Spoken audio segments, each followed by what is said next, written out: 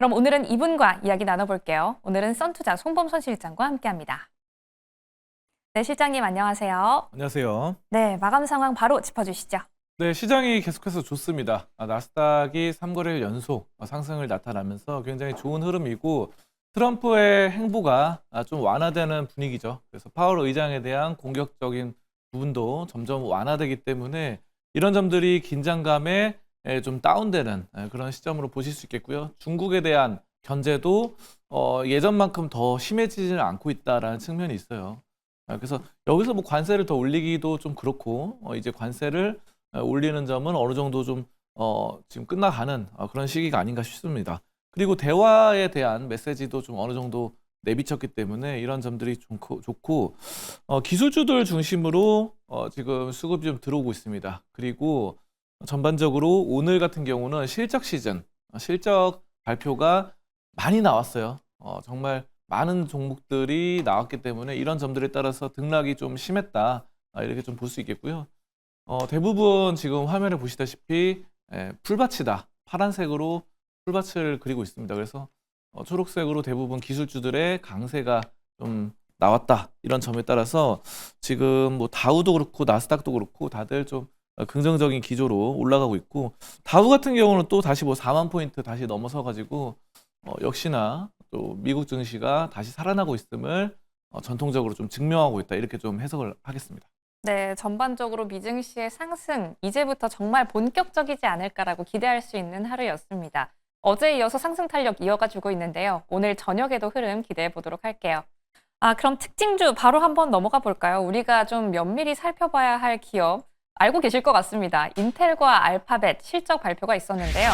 TV가 조금 엇갈리고 있습니다. 앞서 오프닝에서 들으셨던 것처럼 알파벳은 시간 외에서 강세 이어가고 있는 반면 인텔은 현재 5%가량 빠지고 있거든요. 실적 한번 분석해 볼게요. 알파벳 먼저 해볼까요? 네, 알파벳 같은 경우는 이제 주당 순이익이 좀 좋게 나왔죠. 네. 예상치보다. 그래서 예측으로는 2.02달러 가량 되는데 이것이 이제 뭐 2.81 뭐 이렇게 나왔다. 이렇게 좀 보실 수 있겠고요. 매출 같은 경우도 예측보다 좋게 나왔습니다. 그래서 예측으로는 890억 달러 뭐 이렇게 좀 보실 수 있는데 지금 매출 실제로 나온 거는 900억 달러가 넘어서는 뭐 이런 상황들로 나타났기 때문에 상당히 좀 긍정적으로 나타났습니다. 그래서 이런 점들은 알파벳이 굉장히 좀 특징적인 게 최근에 이제 보시면은 글로벌 반독점 소송 관련된 이슈들이 있었거든요. 네. 그래서 독점 관련된 것들 싫어하기 때문에 계속해서 소송이 걸렸는데 패소 소식이 많았어요. 근데 이제 이런 가운데 뭐 크롬이나 구글 매각 압박까지 있었습니다. 그래서 크롬을 팔게 되는 뭐 이런 상황들. 크롬은 또 많이 쓰죠. 뭐 저 같은 경우도 이 컴퓨터 하면은 많이 쓰는데 네. 이런 것들을 매각하면 결국 캐시카우가 좀 빠져나가게 돼서 안 좋은 상황일 수 있거든요. 자, 그럼에도 불구하고 어쨌든 이번 실적은 좀 좋게 나왔다라는 측면. 그렇기 때문에 오늘 알파벳 뭐 A도 그렇고 알파벳 C도 그렇고 굉장히 큰 상승. 지금 현재 8% 넘는 상승이 나타납니다. 그래서 지금 추세가 굉장히 좀 좋아지고 있다. 사실 최근에 이제 구글의 모회사인 이 알파벳이 주가 추이가 굉장히 안 좋았어요. 안 좋았는데 오늘 뭐 장대 양봉을 좀 뽑아내면서 지금 나타나고 있는 뭐 시간 외 거래에서 이렇게 나타나고 있습니다. 그래서 지금 오늘 뭐 보시면 차트 흐름도 체크해 보시면은 지금 예전에 뭐 계속 빠졌잖아요. 빠지다가 오늘 드디어 이렇게 큰 장대 양봉이 나타나는데 또 윗꼬리에 살짝 달렸습니다. 근데 이제 어쨌든 지금 보시면 60일 이동평균선을 돌파했어요. 이 점. 이 부분 초록색 선을 돌파하면서 상당히 좀 긍정적인 시그널로 나타나고 있다. 알파벳은 전반적으로 또 구글 전 세계 인터넷 시장을 좀 장악해 가지 않나 이렇게 좀 판단되고요. 그런가 하면은 뭐 또 실적이 또 하나 더 나왔죠. 그래서 이제 인텔 같은 경우도 네. 이제 뭐 나왔는데 인텔 같은 경우도 뭐 괜찮게 나왔어요. 예측치보다는. 근데 이제 예측이 지금 뭐 예측보다 주당 순이익도 괜찮게 나왔고 0.13달러 13센트 정도 나와서 예측보다는 괜찮았는데 매출도 뭐 괜찮았습니다. 예측보다는 120억 달러 122억 달러 가량 예측이 됐었는데 실제 나온 거는 127억 달러 이렇게 나와가지고 매출도 괜찮았는데 중요한 거는 이런 것들이 지금 분기별로 좀 문제가 됐었다. 그래서 분기 전망이 좋지 않았다는 거고 지금 분기 매출 전망이 118억 달러로 제시됐는데 이게 이제 시장 평균 예상치 128억 달러 대비 좀 크게 낮은 수준이다라고 보여집니다. 그래서 우리가 이제 뭐 컨센서스가 있고 가이던스가 있는데 이번에는 실적이 괜찮게 나왔는데 다음 분기 뭐 이렇게 전망이 나왔던 가이던스가 별로 좋게 안 나왔다. 예상치보다 이런 것들이죠. 그래서 이거는 예전에 이제 보시면은 그 엔비디아도 마찬가지였죠. 엔비디아도 주가가 최근에 150달러 선까지 올랐다가 막 100달러 밑으로 떨어졌잖아요. 최근에. 네, 그런 것도 컨센서스 대비해서는 좋게 나왔는데 또 뭐 젠신황이 말했던 가이던스, 다음 분기에 대한 가이던스가 시장 예상치보다 좀 낮게 나온다.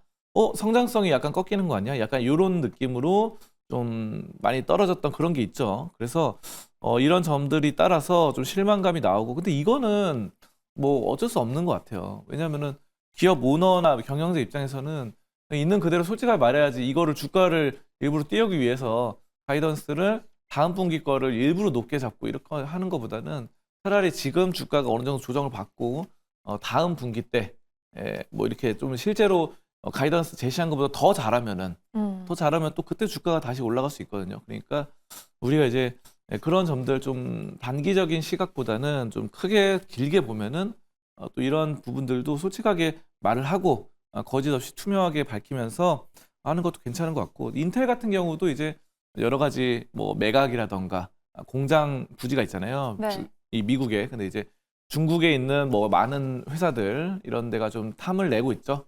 특히 TSMC가 인텔의 그 파운드리 업체 이런 기지 이런 것들을 좀 공장을 좀 인수하겠다라고 해가지고 TSMC가 이쪽으로 좀 파고들지 않을까. 그래서 상당히 좀 말이 오고 갔죠. 그래서 거의 뭐 인수를 하는 그런 과정들이 있는데, 그럼 상당히 좀 긍정적입니다. 그래서 이런 점들은 왜 그러면은 매각을 하게 되면은 공장 매각이라던가 피인수 기업 같은 경우는 공장에 대한 돈이 확 들어오죠. 돈이 확 들어오면 결국은 뭐 돈이 들어오면 현금이 쌓이기 때문에 인수하는 TSMC가 오히려 부담일 수 있어요. 돈이 빠져나가서 인텔의 그런 공장들을 사들였는데 거기서 했는데 뭐가 이렇게 뭐 생각보다 뭐 수익이 잘 안 난다고 한다면은 문제될 수 있으니까. 그래서 저는 지금 인텔의 현금 흐름, 뭐 돈이 확 들어오는 거 이런 것들 전반적으로 긍정적이다 이렇게 좀 해석을 할 수 있겠습니다. 네, 이렇게 실적 발표에 있었던 굵직한 두 기업 함께 살펴봤습니다. 인텔까지 살펴봤는데요. 방금 들어온 소식 한 가지 전해드릴게요. 최상목 부총리 겸 기획재정부 장관 한 가지 언급을 내놨습니다. 환율 정책의 경우에는 기재부와 미 재무부 간 별도로 논의해서 나가기로 양국이 합의했다라는 소식 전해졌고요. 특히 관세나 비관세 조치, 경제 안보, 투자 협력, 환율 정책 4개 분야를 중심으로 논의해 나갔다라고 언급했다라는 소식 들어왔다는 점 확인해 드립니다. 추가적으로 들러오는 이슈 바로 전달해 드리도록 할게요. 그럼 저희는 본론으로 다시 한번 들어가 볼까요? 인텔과 알파벳 굵직한 두 개의 기업 실적 만나보셨습니다. 그런데 이 외에도 실적에 웃고 오른 기업이 정말 많았는데요. 한 가지씩 체크해 볼게요.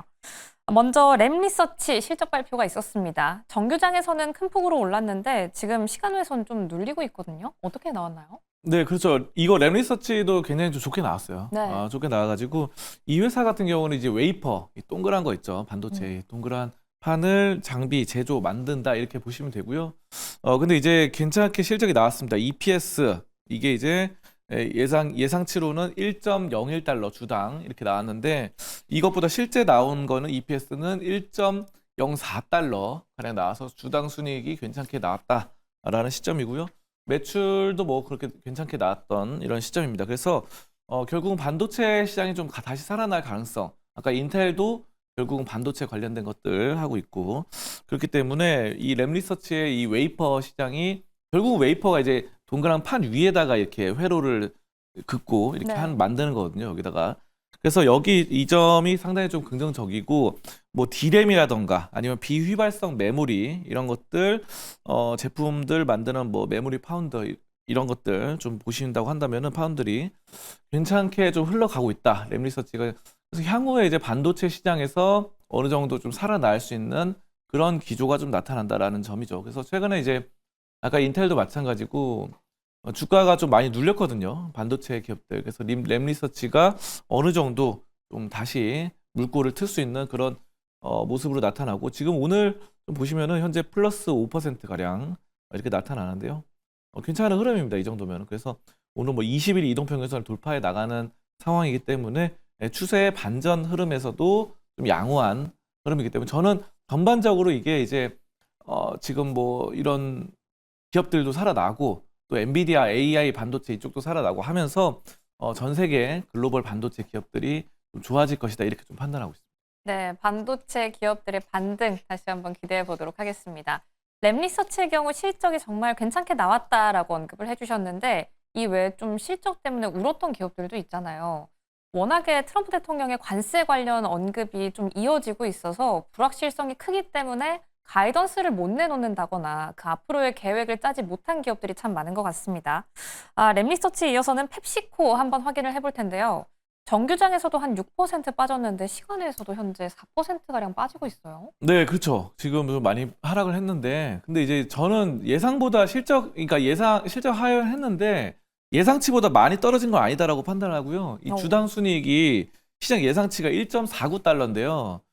실제 나온 거는 1.48달러입니다. 그러니까 결국은 0.01달러 정도 낮게 나왔어요. 근데 이 정도면은 크게 나쁜 건 아닌데 그에 반해서 주가가 너무 많이 떨어졌다. 주가의 상대적인 괴리율이 커졌다라고 볼 수 있겠고, 어쨌든 뭐 관세 영향으로 EPS 이런 것들도 좀 가이던스를 낮췄어요. 그래서 이런 점들이 문제가 되고 결국은 식음료 같은 것도 미국에 그럼 펩시콜라 안 먹겠다 뭐 이런 나올 수도 있잖아요. 네. 전 세계적으로. 그래서 뭐 사실 우리나라도 콜라가 여러 제품들이 있지만 우리나라도 판매율이 펩시콜라나 코카콜라가 굉장히 높더라고요.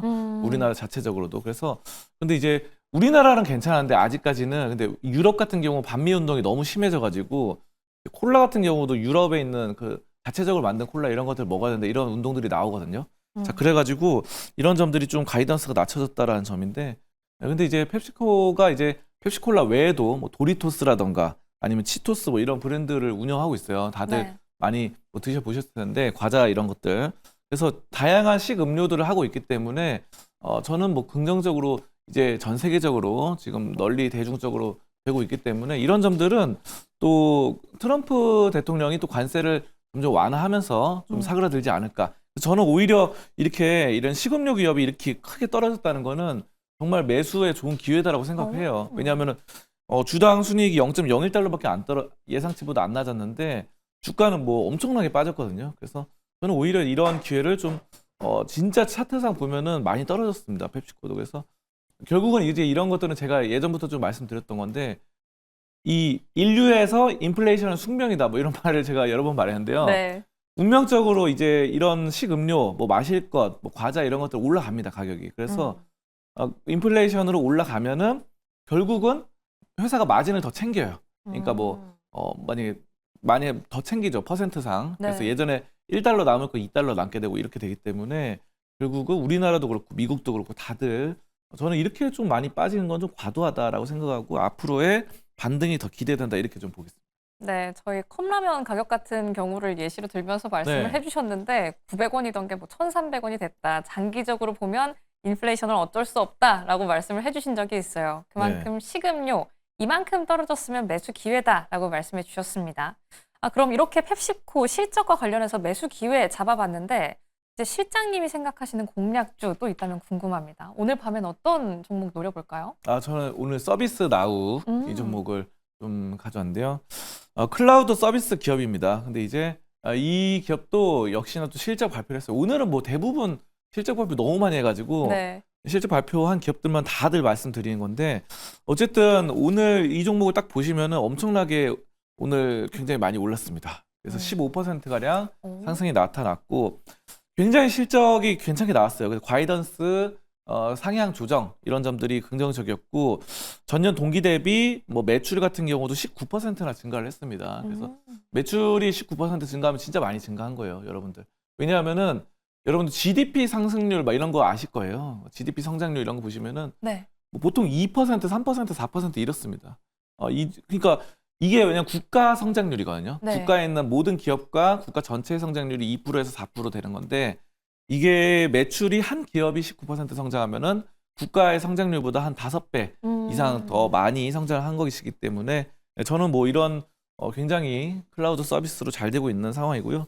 이 서비스 나우가 이제 인공지능과 머신러닝 이런 것들 AI 기반으로 클라우드 사업을 하고 있습니다. 그래서 이런 점들이 산업이나 대학, 정부 전체적으로 공급을 하고 있어요. 그래서 이런 점들이 디지털화하면서 정부나 여러 산업들에 좀 공급을 해서 저는 긍정적으로 판단을 하고요. 오늘 이 서비스 나우가 좀 15% 급등을 했음에도 불구하고 저는 앞으로 좀 더 갈 수 있다고 좀 보는 게요. 오. 예전에 이제 보시면은 $1,000를 넘어섰어요. $1,000 1월 28일 날 $1,000 넘어섰는데 그런 점들이 좀 많이 눌렸다가 다시 한번 좀 올라서는 모습들. 그래서 저는 이제 다시 한번 예전에 $1,198까지 단기간에 가기는 어려워도 최소한 $1,000는 다시 넘어설 수 있는 이 모멘텀이 어느 정도 확보됐다 이렇게 좀 판단하겠습니다. 네, 오늘 15% 급등하긴 했지만 그럼에도 불구하고 들어가 볼 만하다라고 이야기해 주셨습니다. 서비스 나우 함께 눈에 담아두도록 할게요. 이렇게 탑픽주까지 만나봤습니다. 오늘은 썬투자 송범선 실장과 함께했습니다. 고맙습니다. 감사합니다.